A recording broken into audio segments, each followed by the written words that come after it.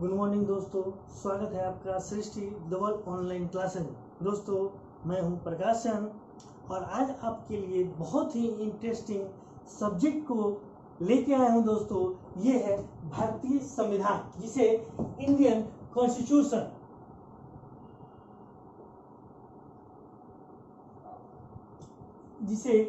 Constitution यानी भारतीय संविधान कहा गया। दोस्तों, आज हम लोग चर्चा करेंगे भारतीय संविधान की क्या क्या विशेषताएं हैं, यानी कि उसके मतलब कैरेक्टरिस्टिक क्या है, विशेषताओं से लगातार प्रश्न पूछे गए हैं। दोस्तों, ये इंडियन पॉलिटी का पहला वीडियो है। दोस्तों, इसके बाद जितने भी सेक्शन है भारतीय संविधान के रूप में, जैसे कि वह संविधान सभा हो गए, संविधान की जो विभिन्न जो आर्टिकल है, अनुच्छेद है, अनुसूचियां हैं, इन सभी पर विस्तृत रूप से चर्चा करेंगे। तो धैर्य बना के रखिएगा। दोस्तों, मैं निश्चित तौर पे जो भारतीय संविधान से संबंधित जितने भी जो टॉपिक है, जितने भी चैप्टर है, उन सभी को मैं विस्तृत रूप से जो है आप लोग को पढ़ाऊंगा। तो आइए दोस्तों, भारत जो है 15 अगस्त 1947 में, यानी भारत कब आजाद हुआ, तो 15 अगस्त 1947 को आजाद हुआ। दोस्तों, इस आजादी से एक दिन पूर्व 14 अगस्त 1947 को भी जो है भारत के ही टुकड़े करके एक जो है अलग डोमिनियन स्टेट पाकिस्तान का जन्म हुआ। तो ये 14 अगस्त 1947 को किसका जन्म होता है, तो पाकिस्तान का, जबकि भारत का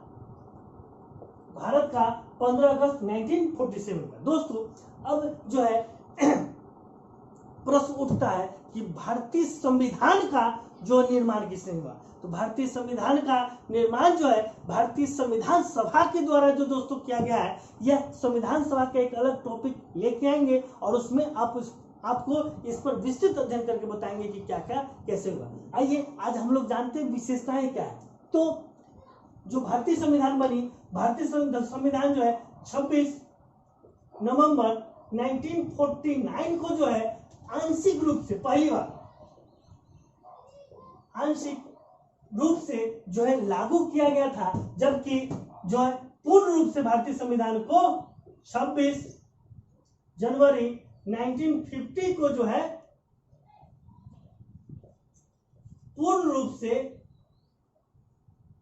संविधान को लागू किया गया। दोस्तों, ये थे कि 26 जनवरी, यानी क्वेश्चन इससे भी आया है एसएससी और रेलवे वगैरह में, जो है कि आंशिक रूप से संविधान कब लागू हुई, तो आंशिक रूप से 26 नवंबर 1949 को, जबकि पूर्ण रूप से भारतीय संविधान को कब लागू किया गया, तो 26 जनवरी 1950 को जो है पूर्ण रूप से भारतीय संविधान को लागू किया गया था। दोस्तों, जिस दिन 26 जनवरी 1950 को पूर्ण रूप से संविधान लागू किया, उसी दिन भारत जो देश है, भारत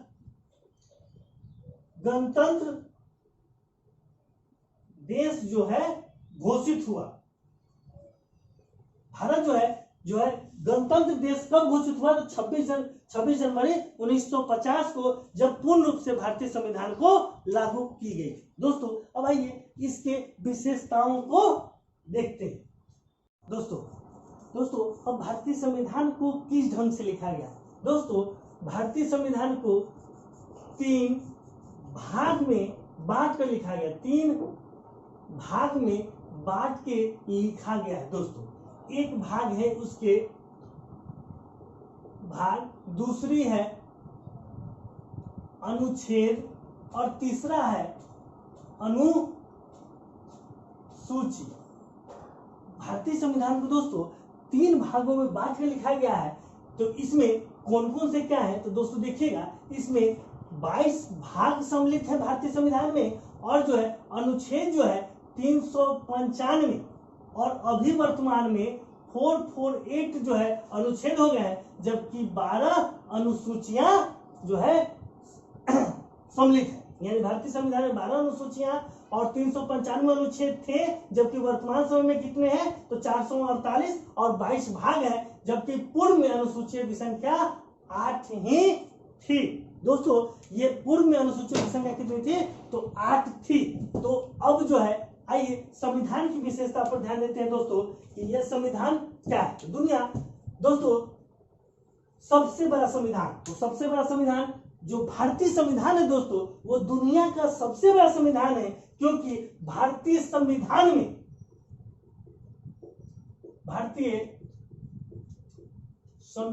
में जो है 448, पूर्व में कितने थे? 395 जो है अनुच्छेद जो है 22 भाग और 12 अनुसूचियां सम्मिलित है, जो विश्व के किसी भी देश में ऐसा संविधान नहीं है। यानी कि इतने बड़े विस्तृत रूप में विश्व के किसी भी देश का संविधान नहीं है। मेरा भारत का, अपने देश का संविधान जो है विश्व का सबसे बड़ा संविधान है दोस्तों। नेक्स्ट है लिखित व निर्मित संविधान। दोस्तों आपको पता होगा कि भारतीय संविधान को जो है लिखा गया, भारतीय संविधान को लिखा गया है। और भारतीय संविधान को लिखने में कितना समय लगा है? तो 2 वर्ष 11 माह और 18 दिन, 2 वर्ष 11 माह 18 दिन का समय लगा है। जबकि कितने रुपए की खर्च हुई है? तो भारतीय 63,96,729 रुपए, 29 रुपए जो है भारतीय संविधान को तैयार करने में खर्च हुआ है दोस्तों।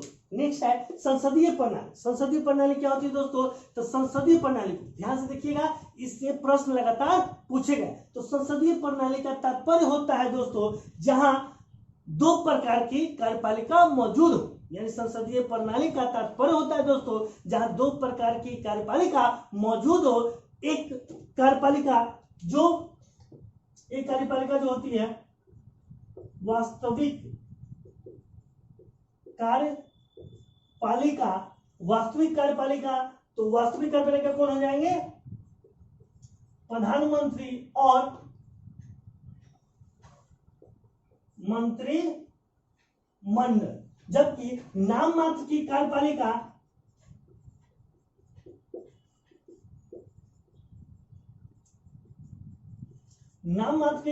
कौन हो जाएंगे? तो नाम मात्र की कार्यपालिका राष्ट्रपति हो जाएंगे दोस्तों। ठीक है, तो संसदीय प्रणाली का तात्पर्य होता है जहां 2 प्रकार की कार्यपालिका मौजूद हो। एक जो है वास्तविक कार्यपालिका पीएम व उसके मंत्रिपरिषद या मंत्रिमंडल, तथा दूसरे नाम मात्र की कार्यपालिका राष्ट्रपति होते हैं। दोस्तों मंत्री या मंत्रिपरिषद जो है व्यक्तिगत तौर पर किसके प्रति उत्तरदायी होते हैं? तो व्यक्तिगत तौर पर जो है यह जो है राष्ट्रपति, व्यक्तिगत तौर पर राष्ट्रपति के प्रति जो उत्तरदायी होते हैं। जबकि जो है सामूहिक रूप से ये जो है लोकसभा के प्रति उत्तरदायी होते हैं। दोस्तों इस दोनों से प्रश्न लगातार सीजीएल में, बीपीएससी में, एलडीसी में क्वेश्चन पूछे गए हैं दोस्तों। 4th नंबर गणतंत्र प्रणाली। दोस्तों गणतंत्र प्रणाली क्या होते हैं? तो गणतंत्र प्रणाली का तात्पर्य होता है, यानी गणतंत्र प्रणाली का तात्पर्य होता है कि जिस देश के राष्ट्राध्यक्ष जो है निर्वाचित होते हो, यानी कि राष्ट्राध्यक्ष निर्वाचित होते हो, वंशानुगत नहीं, यानी गणतंत्र, भारत जो है एक गणतंत्र राष्ट्र है और भारत के जो राष्ट्राध्यक्ष होते हैं वो निर्वाचित होते हैं, वंशानुगत नहीं। और भारत गणतंत्र कब बना था? तो 26 जनवरी 1950 को, 26 जनवरी 1950 को भारत जो है अपने गणतंत्र की घोषणा कर दी थी, क्योंकि भारत के प्रथम राष्ट्रपति राजेंद्र प्रसाद जो है इसी दिन अपने पद पर आसीन हुए थे। नेक्स्ट है दोस्तों 5वां नंबर व्यस्क एवं सार्वजनिक मताधिकार। दोस्तों 1989 में जो है 61वां संविधान संशोधन के द्वारा, यानी 1989 में 61वां संविधान संशोधन के द्वारा भारत का कोई भी नागरिक जिसकी न्यूनतम आयु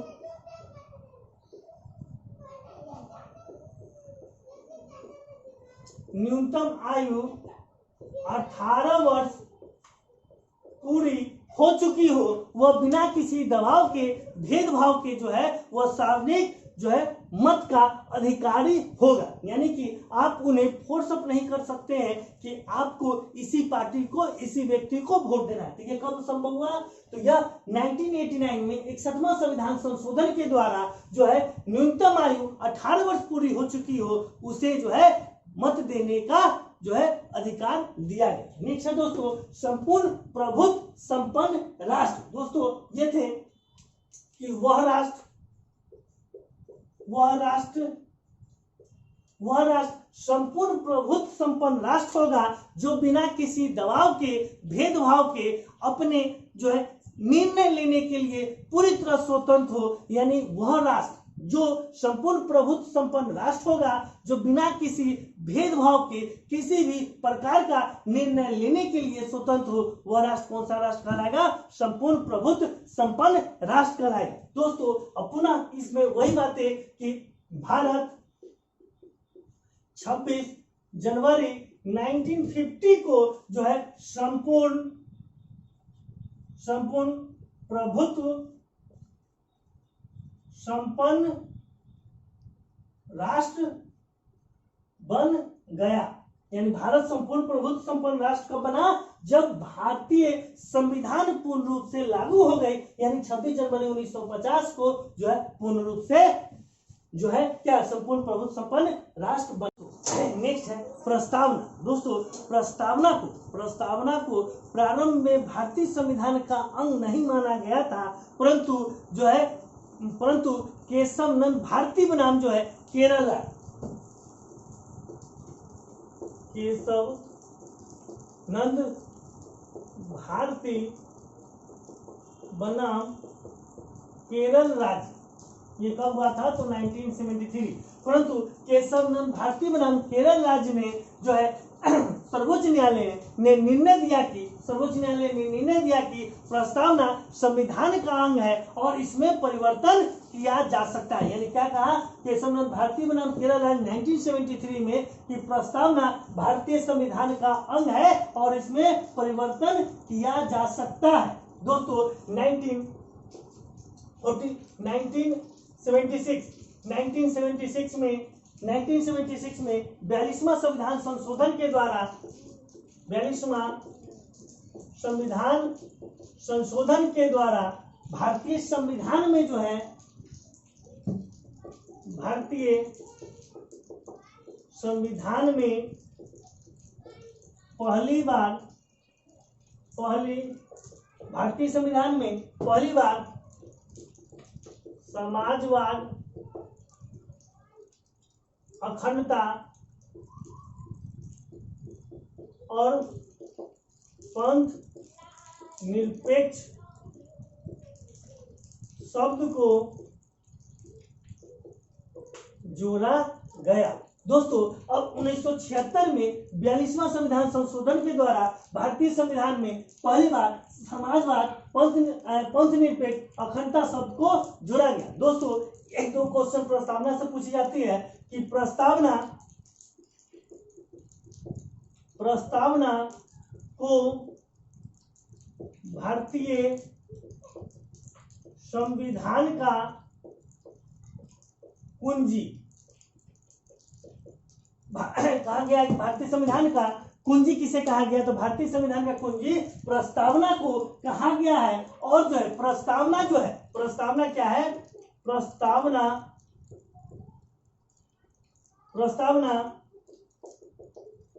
संविधान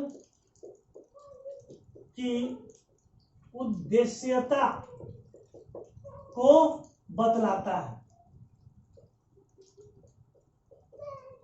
यानी संविधान जो निर्माण है, संविधान की उद्देश्य क्या है? तो संविधान की उद्देश्य को बतलाने वाला प्रस्तावना है और प्रस्तावना को ही भारतीय संविधान की कुंजी कही गई। नेक्स्ट है दोस्तों समाजवाद। समाजवाद, समाजवाद का अर्थ होता है कि समाज में जो भी ऊंच नीच की खाई है, यानी समाज में जो भी ऊंच नीच की खाई है, उन सभी ऊंच नीच की खाई को जो है कम करते हुए एक ऐसा संविधान जो सभी के लिए, ऐसा संविधान जो सभी के लिए एक समान रूप से कार्य करे, उसे समाजवाद के अंतर्गत रखा गया। नेक्स्ट है दोस्तों कि पंथ निरपेक्ष, यानी कि 1976 में 42वां संविधान संशोधन के द्वारा 42वां संविधान संशोधन के द्वारा जो है प्रस्तावना में पंथ निरपेक्ष शब्द को जोड़ा गया था, यानी पंथ निरपेक्ष शब्द को जोड़ा गया था, जिसका तात्पर्य जो है बिना किसी जाति धर्म भेदभाव के, यानी पंथ निरपेक्ष बिना किसी जाति धर्म भेदभाव इत्यादि के बिना जो है रहन सहन रीति रिवाज इत्यादि के जो है जो रहन सहन रीति रिवाज है, उन सभी के साथ सभी धर्मों को एक साथ एक सूत्र में बांधकर एक ऐसे संविधान हो जिसमें जो है सभी लोग एक समान कानून संहिता के स्वरूप में रहे, वही पंथ निरपेक्षता का शाब्दिक अर्थ होता है। दोस्तों नेक्स्ट है अखंडता। अखंडता का तात्पर्य है दोस्तों कि भारत, यानी कि वह ऐसा जो ग्रुप, ऐसा समूह जो टूटता नहीं। तो दोस्तों आपको पता होगा भारत जो है एक राज्यों का संघ है, एक राज्यों का जो है समूह है, अतः भारत के किसी भी राज्य को इससे अलग होने का अधिकार नहीं दिया गया है, यानी भारत एक राज्यों का संघ है, इसी से अखंडता का तात्पर्य निकलता है। नेक्स्ट है दोस्तों कठोर व लचीलेपन का समन्वय। दोस्तों इसका तात्पर्य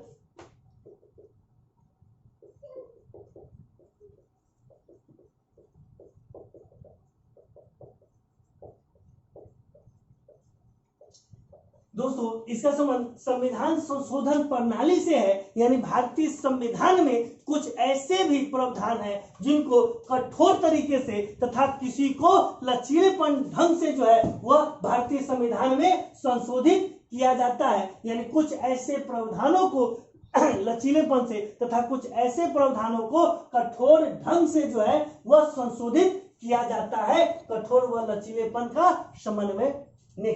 नेक्स्ट है दोस्तों संविधान के स्रोत। दोस्तों इसके लिए स्पेशल एक जो है टॉपिक, एक वीडियो ही लेके आएंगे कि संविधान के क्या क्या स्रोत है। फंडामेंटल तौर पर दोस्तों आप लोग को पता होगा कि भारतीय संविधान में विभिन्न देशों का जो है क्या कहते हैं, उसके देश से जो है प्रावधानों को जो है भारतीय संविधान में लिया गया है। ऐसे दुनिया में लगभग 9 देश हैं, 9 देशों से भारतीय संविधान को तैयार किया गया है, जिसमें यूएसए है, बहुत सारे देश हैं, यूएसए है, कनाडा है, ऑस्ट्रेलिया है, उसके बाद जापान है, जर्मनी है, आयरलैंड है, उसके बाद रूस है, ब्रिटेन है, उसके बाद दक्षिण अफ्रीका है। इस पर दोस्तों एक अलग से वीडियो आप लोगों को मिलेगी। नेक्स्ट है दोस्तों एकीकृत न्याय प्रणाली। दोस्तों एकीकृत न्याय प्रणाली का तात्पर्य होता है कि एकीकृत न्याय प्रणाली का तात्पर्य होता है दोस्तों एक न्यायालय का साक्ष्य जो है दूसरे न्यायालय में साक्ष्य के रूप में प्रस्तुत किया जा सकता है। दोस्तों इसकी दूसरी विशेषता होती है कि एक न्यायालय के न्यायाधीश जो है दूसरे न्यायालय में जो है पदोन्नति व स्थानांतरण के माध्यम से आ जा सकते हैं। दोस्तों ये 13 प्रणाली। दोस्तों इसी से एक क्वेश्चन कंपटीशन में पूछी गई है कि भारतीय संविधान निर्माण के लिए समितियों की भारतीय संविधान निर्माण के लिए कितनी समितियों का गठन किया गया था। दोस्तों आप लोग के लिए यह होमवर्क है, आप हमें जो है कमेंट के जरिए यह बताएं कि भारतीय संविधान के निर्माण के लिए कितनी समितियों की स्थापना या गठन किया गया था। दोस्तों इसी भारतीय संविधान की अगली वीडियो जो है भारतीय संविधान के जो स्रोत है यानी विभिन्न प्रावधानों का समन्वय जो किन देश से लिया गया है उस पर होगा। दोस्तों यदि भारतीय संविधान की विशेषता यह वीडियो अगर आपको पसंद आई हो दोस्तों तो आप इसे लाइक करें, शेयर करें, सब्सक्राइब करें ताकि यह उन जरूरतमंदों तक पहुंच सके दोस्तों जिन्हें जीएस में लगातार कंफ्यूजन होता है। जय हिंद।